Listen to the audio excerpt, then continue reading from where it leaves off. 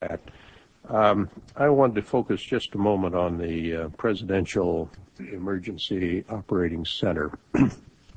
You were there for a good part of the day. I think you were there with the Vice President. And we had that order given, I think it was by the President, that authorized the shooting down of commercial aircraft that were suspected to be controlled by terrorists. Were you there when that order was given? No, I was not. I was made aware of it during the time that the airplane coming in to the Pentagon. There was a young man who would come in and say to the Vice President, the plane is 50 miles out. The plane is 30 miles out. And when it got down to the plane is 10 miles out, the young man also said to the Vice President, do the orders still stand?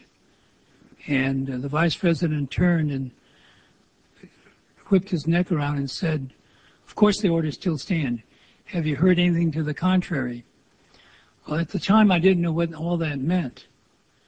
And the flight you're referring to is the flight that came into the Pentagon. Yeah. And so I was not aware that discussion had already taken place.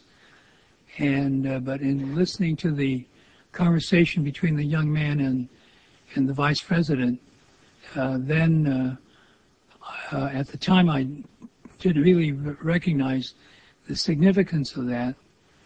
And then later I heard of the fact that the airplanes had been scrambled from Langley to come up to D.C., but those planes were still about 10 minutes away.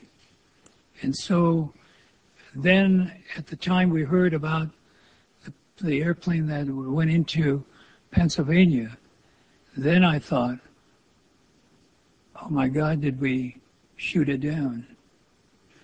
And then we had to, with the Vice President, go through the Pentagon to check that out. Let me see if I understand. The plane that was headed toward the Pentagon and was some miles away, there was an order to shoot that plane down. Well, I don't know that specifically, but I do know that the airplanes were scrambled from Langley or from Norfolk, the Norfolk area, and but I did not know about the order specifically, other than listening to that other conversation. But there very clearly was an order to shoot commercial aircraft. Subsequently, down. I found that out. With respect to Flight 93, what type of information were you and the Vice President receiving about that flight?